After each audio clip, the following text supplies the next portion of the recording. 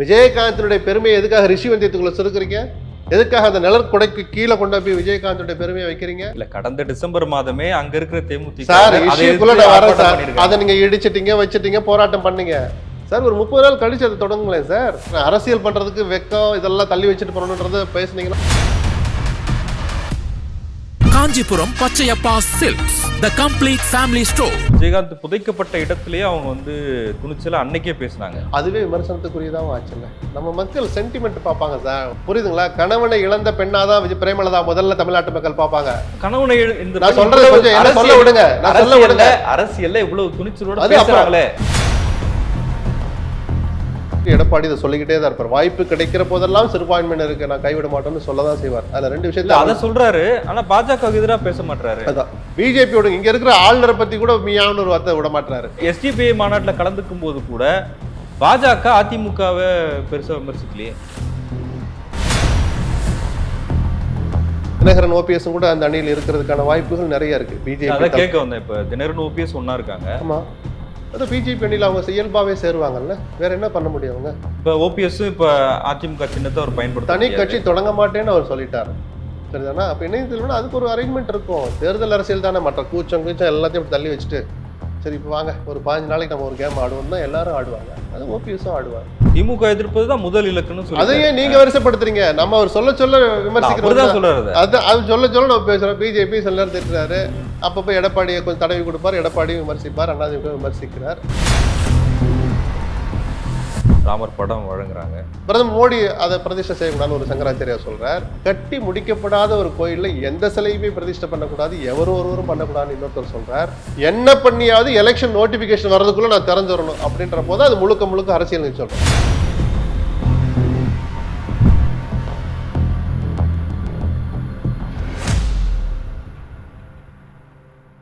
மின்னம்பலம் நேயர்களுக்கு வணக்கம். இந்த நேர்காணலில் நாம் சந்திக்க இருப்பவர் மூத்த பத்திரிகையாளர் திரு எஸ்பி லக்ஷ்மணன் அவர்கள். வணக்கம். வணக்கம். தேமுதிகவின் பொதுச் செயலாளர் பிரேமலதா விஜயகாந்த் கொடுத்த அறிக்கையை பார்த்துருப்பீங்க. அவங்க திமுக அரசை கண்டித்து வருகிற 20ஆம் தேதி ஒரு போராட்டத்தை அறிவிச்சிருக்கிறாங்க. அந்த அறிக்கையில் அதற்கான காரணங்களும் சொல்லியிருக்காங்க. ரிஷிவந்தியம் தொகுதியில் 2011ஆம் ஆண்டு சட்டமன்ற உறுப்பினராக வென்று விஜயகாந்த் பல மக்கள் நல பணிகளை செய்தார்.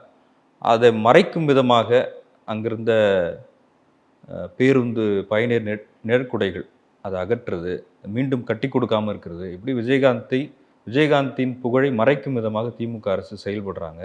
அதை கண்டித்து தேமுதிகவின் கள்ளக்குறிச்சி மாவட்டத்தை சேர்ந்த கட்சியினர் வந்து போராட்டம் நடத்துவாங்கன்னு அறிவிச்சிருக்கிறாங்க.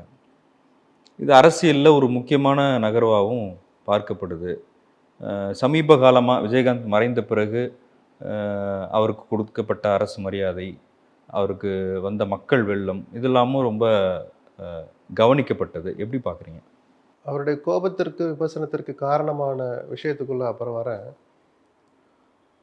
பொதுவாகவே தமிழ்நாட்டு மக்கள் உணர்வுகளுக்கு ஆட்பட்டவர்கள், சென்டிமெண்டல் அனிமல்ஸ்ன்னு சொல்லலாம். அவர்களுக்கு நேரடியாக தொடர்பு இருக்கோ, பரிச்சயம் இருக்கோ, இல்லை ஒரு பந்தம் இருக்கோ இல்லையோ, தாங்கள் கவனிக்கிற நபர்கள், மரியாதை வைத்திருக்கிற நபர்கள், கட்சிகள், அவங்களுக்கு ஏதாவது ஒன்றுனா ஏதோ தங்களுக்கே நடந்த மாதிரி உணர்வுக்கு ஆட்படுகிறவர்கள். அதனால தான் நான் அந்த வார்த்தையை சொன்னேன். தேமுதிக கடந்த தேர்தலில் அல்லது கடைசியாக கூட்டணி வச்சிருந்தது அதிமுகவோட, அமமுகவோட. இப்படி தான் அந்த கூட்டணி அரசியல் அவங்களுக்கு வந்திருக்கு. திமுக கூட அவங்க இது வரைக்கும் கூட்டணி வச்சது இல்லை. இப்போ தனித்து இருக்கிறார். அந்த இயக்கமே ரொம்ப ஆக்டிவாக இல்லாமல் அப்படியே ஒரு கட்சியும் நடந்துட்டு இருக்கு. விஜயகாந்த் ஆரோக்கியமாக இருந்த போதே ஸ்டாலினோடு அரசியல் நெருக்கமாகவும் இருந்ததில்லை. பர்சனல் ஃப்ரெண்ட்ஷிப்ங்கிறது வேற.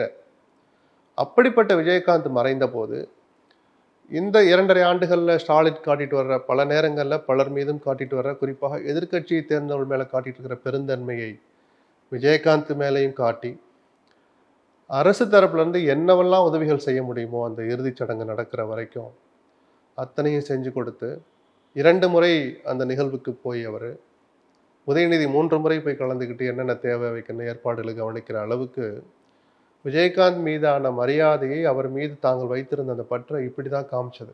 ஸ்டாலினும் தனிப்பட்ட முறையில் காமிச்சார், இந்த அரசும் காமிச்சது.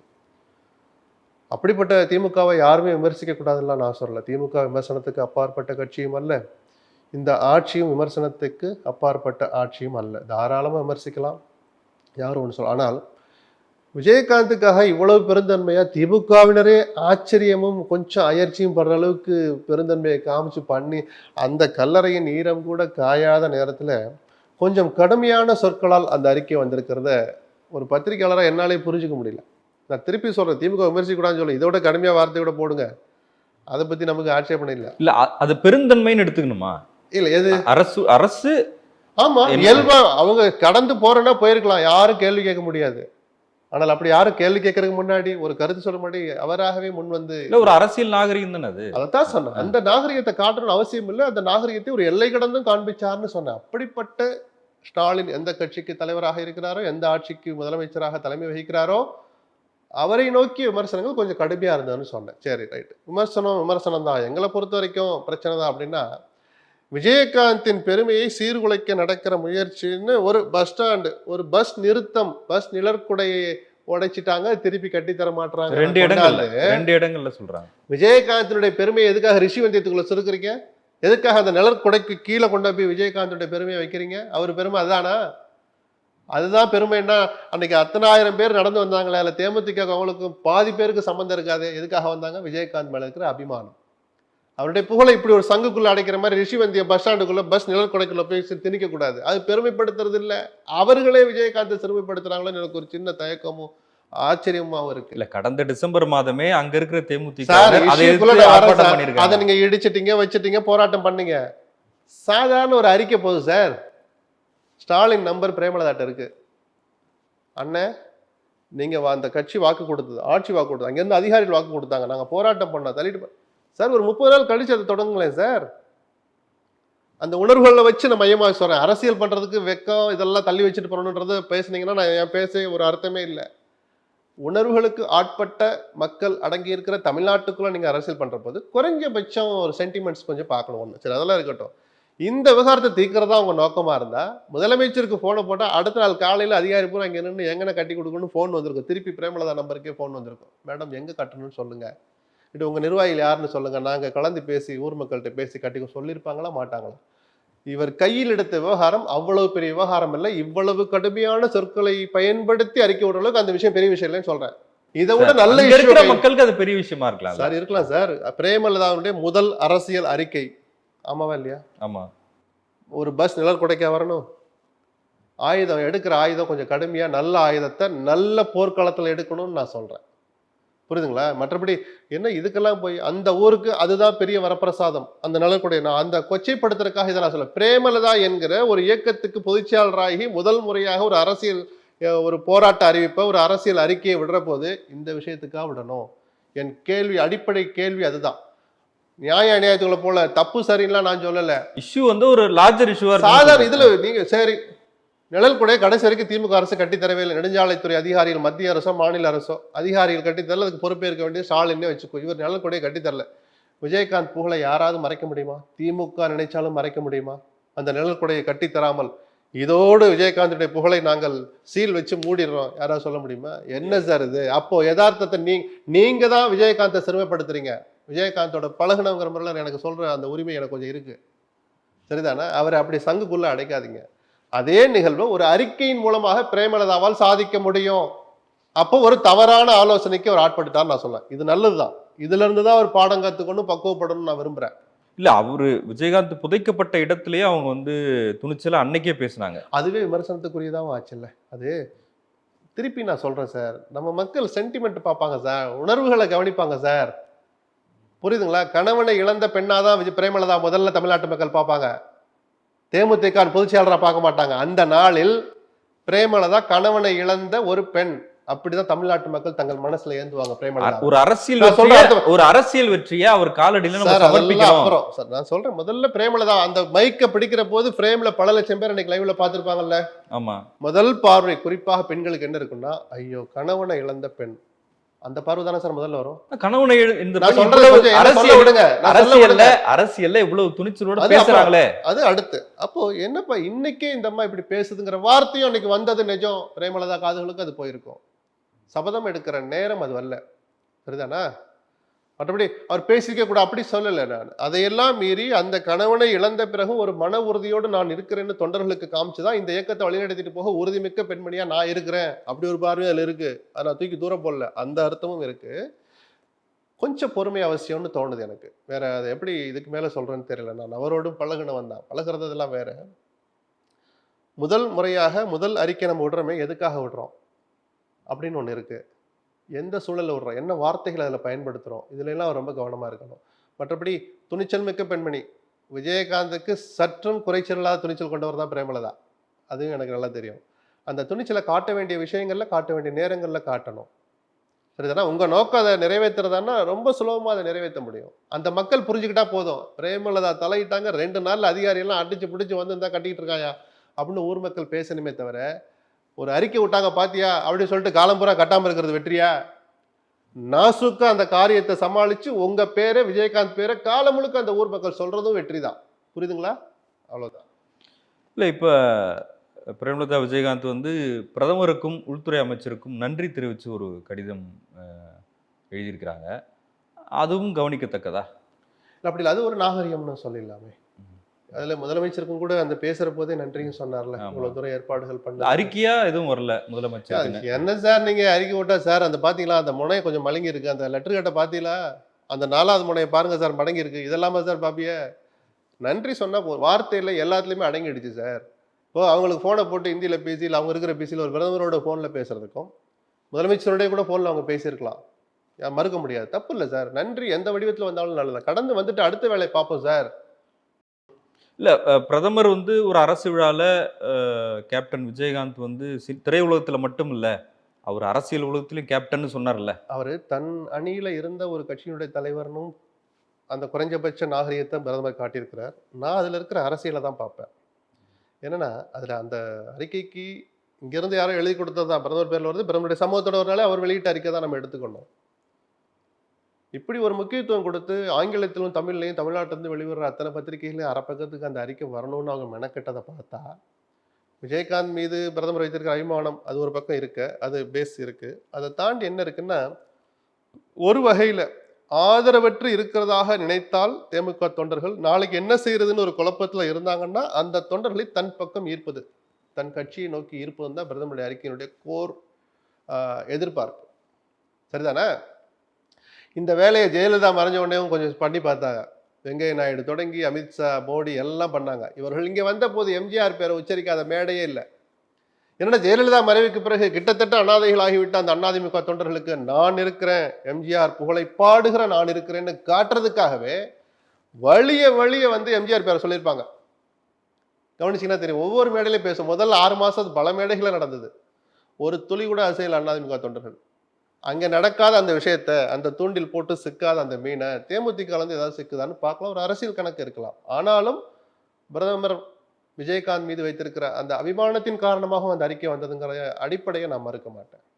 பிரேமலதா விஜயகாந்த் வந்து இப்போ விஜயகாந்தோட ட்விட்டர் ஹேண்டில் அவங்க பேரில் மாற்றிக்கிட்டாங்க அப்படின்றது எப்படி? ஜெயலலிதா மறைவின் போது சசிகலா ஜெயலலிதா போலவே ஒரு தோற்றத்தை ஏற்படுத்தி வந்தாங்க. ட்விட்டர் ஹேண்டில் அப்படி மாற்ற மாட்டாங்க. அது இன்னும் விஜயகாந்த் பேர்லயே ட்விட்டர் வந்தா எப்படி சார் இருக்கும்? அது இல்ல, கலைஞர் கருணாநிதி இன்னும் இருக்கு சார். அது ஆக்டிவா இருக்கா? ஆக்டிவா இல்ல. சொல்றேன், அவர் பேர்ல டெய்லி அறிக்கை வருதா? கலைஞர் அறிக்கை, கலைஞர் ஆவேசம், இது அவரை கொச்சைப்படுத்துறது ஆகாதா? சொல்லுங்க சார். இந்த அரசை நான் வன்மையாக கண்டிக்கிறேன்னு விஜயகாந்த் ஹேண்டில் ஒரு ஒரு பேரா வருதுன்னா, அல்லது அரசு மனசு வந்து பரிசீலிக்கணும், அதை நான் பணிவோடு கேட்டுக்கிறேன், இல்லாட்டி நடக்கிறதே வேறேன்னு ஒரு வார்த்தையோட அந்த அறிக்கையோ கண்டென்ட்டோ வருதுன்னா, அது விஜயகாந்தை கொச்சைப்படுத்துறதா பெருமைப்படுத்துறதா? இதெல்லாம் இயல்பான மாற்றங்கள் சார். அதனால தான் அவர் இருக்கிற போதே இப்பெல்லாம் சட்டத்திட்டங்கள் நான் கொண்டே சொன்னேன். அவரோட இப்பெல்லாம் பொதுக்குழுவை கூட்டுறேன்னா ரொம்ப ஜாக்கிரதையாக கூட்ட வேண்டியிருக்குன்னு. அவர் இருக்கணும்னு ஒன்று சொன்னாங்களா என்னவோ, அவ்வளோ சிரமப்பட்ட சூழ்நிலையும் வந்துட்டு அந்த நிகழ்வை நடத்தி முடிச்சாங்க. சட்ட ரீதியான நடைமுறையும் அதில் அடக்கம். கடும் விமர்சனங்களுக்கு மத்தியிலையும் பிரேமலதா செஞ்சார். நான் அதை விமர்சனமாக பார்க்க மாட்டேன். அது இயல்புல விதிமுறைப்படி அவர் இருக்கணும்னு நினைச்சிருந்தா நடந்திருக்கலாம். இதெல்லாம் ஏன் செய்கிறாங்க? அந்தந்த நேரத்தில் நடக்க வேண்டிய மாற்றங்கள் நடந்துதாகும். அதுக்கெல்லாம் நீங்கள் போய் அவரை விமர்சிப்பது தவறு. இப்போ கூட்டணியை பொறுத்த வரைக்கும் திரு எடப்பாடி பழனிசாமி பேசியிருக்கார். அதிமுக தலைமையில் ஒரு கூட்டணி அமையும், நாங்களே யார் யார் வேட்பாளர்லாம் சொல்லுவோம், அதுக்குள்ளே நீங்கள் அவசரப்படாதீங்க அப்படின்லாம் சொல்லியிருக்காரு. சமீபத்தில் எஸ்டிபிஐ மாநாட்டில் கலந்துக்கிட்டாரு. இஸ்லாமியர்களுக்கு அரணாக இருப்பது, சிறுபான்மைக்கு அரணாக இருப்பது அதிமுக தான் அப்படின்லாம் பேசியிருக்காரு. இப்போ அதிமுக தலைமையில் ஒரு கூட்டணி, பாஜக தலைமையில் ஒரு கூட்டணி அப்படின்னு அமைய வாய்ப்பு இருக்கா? எந்தெந்த கட்சிகள் எப்படி போவாங்க? இன்னைக்கு சூழல் அப்படித்தானே சார் இருக்கு. நான் பிஜேபியோடு விலகியது தான். அது இந்த முடிவில் நான் உறுதியாக இருக்கிறேன். இந்த நாடாளுமன்ற தேர்தலுக்கு மட்டுமல்ல, அடுத்து 26 வரப்போகிற சட்டமன்ற தேர்தலுக்கும் பிஜேபியோட கூட்டணி இல்லை அப்படின்னு உறுதியா சொல்றாருன்னா, இவ்வளவு பெரிய இயக்கத்தினுடைய தலைமை பொறுப்பில் இருக்கிற எடப்பாடி சொல்ற வார்த்தையை நம்ம மதிக்கணும். அவரே சொல்றாருன்னா ரைட் இருக்கிற. ஆனா இது அரசியல், தேர்தல் அரசியல். ஒரு கட்டத்துல எல்லாரும் வெக்கத்தை விட்டுருவாங்க. அதை வச்சு பார்த்தா இந்த ஜென்மத்தில் பிஜேபி அதிமுக கூட்டணி வரவே வராதுன்னு நீங்க சொன்னீங்கன்னா உங்களோட முட்டாள் யாரும் இல்லை, அதை நம்பினா என்னோட முட்டாள் யாரும் இல்லை. அரசியலில் எதுவும் சாத்தியம். ஆனால் இஸ்லாமியர்களுக்கு எதிரான கட்சி அதிமுக ஒருபோதும் இருந்தது கிடையாது, திமுக இருந்தது கிடையாது. அரசியல் சூழல்ல பிஜேபியோட கூட்டணி வைக்கிற முடிவை திமுகவும் எடுத்துச்சு. சிறுபான்மையினர் பாதிக்கப்படுகிற பல மசோதாக்களை அதிமுகவும் ஆதரிச்சிச்சு. ஜெயலலிதா மறைவுக்கு பிறகு அது கொஞ்சம் அதிகமாகவே வெளிப்படையாகவே நடந்தது. ஏன்னா அவருக்கு வந்து கூட்டணி தர்மம்னு சொன்னார்ல அவர். அதான் சொல்றேன். அப்படி இருக்கிற போது நான் பிஜேபியோட கூட்டணியில் இருந்ததுனால தான் நீங்கள் எங்களை விட்டு விலகி போனீங்க. இப்போ நான் வெளியில் வந்துட்டேன், உறுதியாக வெளியில் வந்துட்டேன். தீர்மானம் போட்டு செயற்குழுவை கூட்டி தீர்மானம் போடுகிற அளவுக்கு நான் உறுதியாக வெளியில் வந்துட்டேன். என்னை நம்பி வாங்கன்னு கூப்பிடுற உரிமை எடப்பாடிக்கு இருக்குது. அதைத்தான் அவர் அந்த மாநாட்டில் சொன்னார். உங்களுக்கு நான் பாதுகாவலாக இருப்பேன்னு சொல்கிற உரிமை அவருக்கு இருக்குது. 10 பேரில் 8 பேர் இது வரைக்கும் திமுகவை அந்த அணியை ஆதரிச்சாங்கன்னா குறைஞ்சபட்சம் அந்த 8-6 குறைய வாய்ப்பு நிறையவே இருக்குது. அப்போ அந்த கூடுதலாக இன்னும் 2 பேரை வர வைக்கிறதுக்கு எடப்பாடி இதை சொல்லிக்கிட்டே தான் இருப்பார். வாய்ப்பு கிடைக்கிற போதெல்லாம் சிறுபான்மையினருக்கு நான் கைவிட மாட்டேன்னு சொல்லதான் செய்வார். அதுல 2 விஷயத்துல அதை சொல்றாரு, ஆனா பாஜகவுக்கு எதிராக பேச மாட்டாரு. அப்படி அவரை தொடர்ந்து ஏன் சொல்வார் நான் சொல்றேன். ஒரு தடவை சொல்லிட்டு நிறுத்தலாம்ல, ஏன் தொடர்ந்து சொல்றாருன்னா பிஜேபியோட இங்க இருக்கிற ஆளுநரை பத்தி கூட மீயான்னு ஒரு வார்த்தை விட மாட்டாரு, எதிர்த்து ஒரு வார்த்தை சொல்ல மாட்டாரு. விமர்சிக்க வேண்டிய நியாயமான விஷயங்களை கூட விமர்சிக்கிறத தவிர்க்கிறார். ஆளுநரே விமர்சிக்க மாட்டார். நம்மளுடைய எதிர்பார்ப்புப்படி ஒரு கனவு மாதிரி அரசியலமைப்பு சட்டப்படி நடுநிலையா இருக்கிற கவர்னரையே நீங்க விமர்சிக்க மாட்டீங்க, ஒரு கருத்து சொல்ல மாட்டீங்களே. பிஜேபி ஒரு துளி கூட அவர் சொல்றது இல்லை. இன்னொரு பக்கம் அதனாலதான் எஸ்டிபிஐ மாநாட்டில் கலந்துக்கும் போது கூட பாஜக அதிமுகவை பெருசா விமர்சிக்கலையே. எதுக்கு சார் விமர்சிக்கணும்? அது அதிமுக உரிமை சார். அது உரிமை அந்த ஒப்பீடு தவறு. அந்த ஒப்பீடு தவறு. நீ பிஜேபி யாரு கூட எல்லாம் எந்த மாநாட்டில எல்லாம் போய் உட்காரணும் சொல்ல முடியுமா? முதல்ல ஒரு விஷயம் சார், பாப்புலர் ஃப்ரண்ட் ஆஃப் இந்தியான்ற அமைப்பையே தடை செய்யணும் அப்படிலாம் பேசப்பட்டுச்சு. இல்ல அது தனி. அவர்களுக்கும் எங்களுக்கும் அரசியல் ரீதியான எந்த தொடர்பும் இல்லைன்னு பல நேரங்களில் இவங்க சொல்லிட்டு இருக்கிற நேரத்துல இது எப்படி அவங்க தேர்தல் அரசியலுக்கு வந்துட்டாங்க. நடந்தது பாப்புலர் ஃப்ரண்ட் ஆஃப் இந்தியா மாநாடு. அதுல எடப்பாடி உங்க சார்ந்த அமைப்பு தானே சார். அதெல்லாம் நம்ம சொல்லக்கூடாது சார். அவங்க தங்களை தனிமைப்படுத்திக்கிட்டு அறிவிக்கிற போது அந்த வார்த்தைக்கு மரியாதை கொடுக்கணும். அந்த தலைப்புல மாநாடு நடந்திருந்தா எடப்பாடி இங்க போனதை எல்லாரும் விமர்சிச்சிருப்பாங்க. ஏன் பிஜேபி பலரும் விமர்சிச்சிருப்பாங்க. போலீஸ் அதுக்கு அனுமதி கொடுத்துருக்குமா நமக்கு தெரியாது. சரிதானா? ஸோ பிஜேபி அதை விமர்சிக்கலைன்னு அதை கிடையாது. எடப்பாடி ஏன் பிஜேபி விமர்சிக்கலைங்கிற அதை நம்ம தாராளமா அணுகலாம், விமர்சிக்கலாம். இன்னும் பிஜேபியின் மீதான பயம் அவருக்கு முழுமையா போகலைன்னு தோணுது. இந்த பயம் கலந்த உணர்வை அவர் அப்பப்போ வெளிக்காட்டுறதுனால தான் அவர் மீதான விமர்சனங்கள் தொடருது. இது நாடகம்தான், அவரை நம்பாதீங்க. பிஜேபி விட்டு நான் வந்தது உறுதிதான் இறுதிதான் அவர் சொல்றதை நம்பாதீங்கன்னு ஒரு விமர்சனம் வந்துகிட்டு இருக்கிற வரைக்கும் எடப்பாடி மேடை தோறும் இதை சொல்லிக்கிட்டு தான் இருப்பார்னு அதுக்கு தான் நான் இதை சொன்னேன். அப்போ தேமுதிக, பாமக, தமிழ் மாநில காங்கிரஸ் இப்படியான கட்சிகள் என்ன முடிவை எடுத்தால் எடுத்தால்னு இல்லை, திமுக அணியில் இவங்க எல்லாம் போய் சேர்றதுக்கு இடம் எண்ணிக்கை நெருக்கடி இருக்கும். ஒரு கட்சியோ 2 கட்சியோ போகலாம், அதில் இருக்கிற 1-2 வெளியே வரலாம். இன்னைக்கு இருக்க சொல்ல பாமக அங்கே போகணும்னா குறைஞ்சபட்சம் 5-7 தொகுதி இல்லாமல் அவங்க போகவே மாட்டாங்க. போகிறதுல அர்த்தம் இல்லை. அது தற்கொலைக்கு சமம்னு அவங்க பாஷையிலே சொன்னால் வன்னியர்களே அதை ஏற்க மாட்டாங்க. அவ்வளோ இடம் ஜஸ்ட் லைக் தட் கொடுக்குற அளவுக்கு திமுகவில் அங்கே இடம் கிடையாது. எங்கள் சின்னத்தில் போட்டிடுங்கன்னு அவங்க சொல்லவும் முடியாது, ராமதாஸ் அதை ஏற்கவும் மாட்டார். ஸோ ஒரு இட நெருக்கடியின் காரணமாக அவர்கள் அதிமுக பக்கம் போக வாய்ப்பு இருக்குது. பாமகவுக்கு 2 வாசல்கள் இருக்குது. 3வது ஒரு வாசல் சரி என்ன நடந்தாலும் பரவாயில்ல, வாக்கு வங்கியை நம்ம நிரூபிப்போம்னு சொல்லிட்டு பிஜேபியோட அணி சேரவும் வாய்ப்பு இருக்குது. தேமுதிகவுக்கு அதே போல் 3 வாசல்களும் திறந்து தான் இருக்குது. 2 அணியிலும் இடம்பெறாத, இடம்பெற இயலாத, இடம்பெற விரும்பாத கட்சிகள்னு 3 கேட்டகரி வச்சுப்போம். இவங்க அத்தனை பேருமே ஒரு அணி அமைக்க வேண்டிய கட்டாயத்துக்கு இருப்பாங்க. சீமானு தனியாக வச்சுடும். அவர் எப்பயுமே நான் யாரோடையும் சேரலைங்கிறார். அப்போது பிஜேபி தலைமையில் ஒரு அணி, எஸ்டாப்ளிஷ்டாக இருக்கிற திமுக தலைமையில் ஒரு அணி, அதிமுக இன்னும் வலுப்படுத்த போகிற வலுவான அணிமைப்போன்னு சொல்கிறாங்க. அவங்க ஒரு தலைமையில் ஒரு அணி, வெறும் அதிமுகனால அது ஒரு அணின்னு வச்சுப்போம். இந்த 4 அணிகள் சீமானையும் சேர்த்து இன்னைக்கு இருக்கிற சூழலில் 4 பேர் தான் போட்டியிடுறதுக்கான வாய்ப்புகள் நிறைய இருக்குது. அதில் ஆல்ரெடி சின்ன சின்ன கட்சிகள் பிஜேபியோட ஏற்கனவே தொடர்பில் இருக்கிறவங்க தான், ஏற்கனவே கூட்டில் இருந்தவங்க தான், முறியாமல் வச்சுருக்கிறவங்க. பாரிவேந்தர் இங்கே இருந்தார், இப்போது பிஜேபியோட சேர போகிறேன், அந்த அணியில் சேரேன்னு வெளிப்படையாகவே அறிவிச்சிட்டார். ஏசி சண்முகம் இங்கே இருக்கிறார், ஜான் பாண்டியன் அங்கே இருக்கிறதா தான் தோணுது நமக்கு. இப்படி ஒரு எல்லாரையும் சேர்த்துக்கிட்டு தினகரன் ஓபிஎஸ் கூட அந்த அணியில் இருக்கிறதுக்கான வாய்ப்புகள் நிறைய இருக்கு. அதான் பிஜேபி கேட்க வந்தேன். இப்ப தினகரன் ஓபிஎஸ் ஒண்ணா இருக்காங்க. ஆமா, அது பிஜேபி அணியில் அவங்க இயல்பாவே சேருவாங்கல்ல, வேற என்ன பண்ண முடியும் அவங்க? இப்ப ஓபிஎஸ் இப்ப அதிமுக சின்னத்தை அவர் பயன்படுத்த தனி முடியாது. கட்சி தொடங்க மாட்டேன்னு அவர் சொல்லிட்டார். சரிதானா? அப்ப இணையத்தில் அதுக்கு ஒரு அரேஞ்ச்மெண்ட் இருக்கும். தேர்தல் அரசியல் தானே, மற்ற கூச்சம் எல்லாத்தையும் இப்படி தள்ளி வச்சுட்டு சரி இப்போ வாங்க ஒரு 15 நாளைக்கு நம்ம ஒரு கேம் ஆடுவோம்னா எல்லாரும் ஆடுவாங்க. அது ஓபிஎஸும் ஆடுவார். அவர்களும் திமுக அணியில சேர முடியாது, அதிமுக அணியில இயல்பா இப்ப இருக்கிற பிரச்சனைப்படி போக முடியாது. இயல்பான அணியாக அது இருக்கும். பிஜேபி தான் ஒரு அணியா இருக்கும். அது ஒரு அந்த அணிக்கு ஒரு வலு சேர்க்கிறதா இருக்கும். ஒரு அடையாளப்படுத்தப்பட்ட நபர்கள் வருகிற போது அது மூன்றாவது அணின்னு ஒரு சாதாரண வார்த்தையை தாண்டி ஒரு அர்த்தமுள்ள அடையாளப்படுத்தப்பட்ட அணியா அது இருக்கும். அதிகார பலம் இருக்கு, பணபலம் இருக்கு, பிரச்சார பலம் இருக்கு. இவங்கெல்லாம் வந்தாங்கன்னா சரத்குமார் மோடியை போல ஒரு பிரதமர் இல்லைன்னு புகழ்ந்து பேசினார். அவர் அப்படி என்ன சார் அவ்வளோ பெரிய இயக்கத்தை இந்த அணியில் சேர்த்தாருன்னா ரிசல்ட் மாறுமா சார்லாம் நக்கலாக கேட்கக்கூடாது. பிரச்சார பலமுள்ள ஒரு நபர் அவர். ஒரு ஊராக பேசினார்னா அதுக்கு ஒரு 1000 பேர் 2000 பேர் கூடினாலே கருத்துக்கள் போய் சேர்ற அந்த பலமுள்ள தலைவர்கள் ஐக்கான்னு அந்த அடிப்படையில் பார்த்தா பிஜேபி தலைமையில் அமைய போகிற அந்த அணியை நம்ம குறைச்சி மதிப்பிட முடியாதுன்னு சொல்றோம். அப்ப திமுக எதிர்ப்பு ஓட்டுகள் நீங்க சொன்ன மாதிரி நாம் தமிழர் பாஜக தலைமையில இருக்கிற அணி அதிமுக தலைமையில இருக்கிற அணி பிரியுது இல்ல. சரி, அதனால பேசாம ஏற கட்டிட்டு காய் வேட்டியை கட்டிட்டு அங்கிட்டு போகக்கூடாங்கிறீங்களா? இது ஜனநாயகம் சார். அவங்களுடைய அரசியல் கடமையை அவங்க செஞ்சுதானே ஆகணும் சார். அதனால நான் 3 கேட்டகரி சொன்னேன்ல. கூட்டணியில் சேராத, சேர இயலாத, சேர விரும்பாதன்னு இருக்கிற கட்சி அது அதிமுகவுக்கும் பொருந்தும், இது பிஜேபிக்கு பொருந்தும். இந்த 3 பேரையும் பிடிக்காம தானே சீமான் தனியா நிற்கிறாரு. உங்க 3 பேரோடய நான் சேர விரும்பல என்ன? அப்ப சீமானுடைய உணர்வுகளை நம்ம மதிச்சாகணும்ல சார். அது அவருடைய அரசியல் கடமை சார். கட்சி அவர் நடத்தணும் சார். தன் கொள்கையை தொடர்ந்து பேசணும் சார். திமுக எதிர்ப்பது தான் முதல் இலக்குன்னு சொல்லி அதையே நீங்க வரிசைப்படுத்துறீங்க. நம்ம அவர் சொல்ல அப்படிதான் சொல்றாரு. அது சொல்ல நம்ம பேசுறோம். பிஜேபி சில நேரம் திட்டுறாரு, அப்பப்போ எடப்பாடியை கொஞ்சம் தடவி கொடுப்பார், எடப்பாடியும் விமர்சிப்பார், அதிமுக விமர்சிக்கிறார். அது ஹைரார்க்கின்னு ஒன்று வச்சுப்பாங்க. பிரதானமா யாரை பண்றாங்கிறது அவங்களுடைய உணர்வு, தனிப்பணித கேரக்டர், அந்த கட்சி அந்த நேரத்தில் எடுத்திருக்கிற கொள்கையின் அடிப்படையிலானது. அதுக்குள்ள போயிட்டு இருக்க வேண்டாம். ஆக மொத்தம் உங்க 3 பேரோட நான் சேர விரும்பல, நான் தனியா நிக்கிறேன்னு நிக்கிறார். அதையும் நம்ம மதிக்க தானே வேணும். அப்படி சொல்றேன் நான். 4 அணிகள் இப்போதைக்கு கண்ணுக்கு தெரியுது.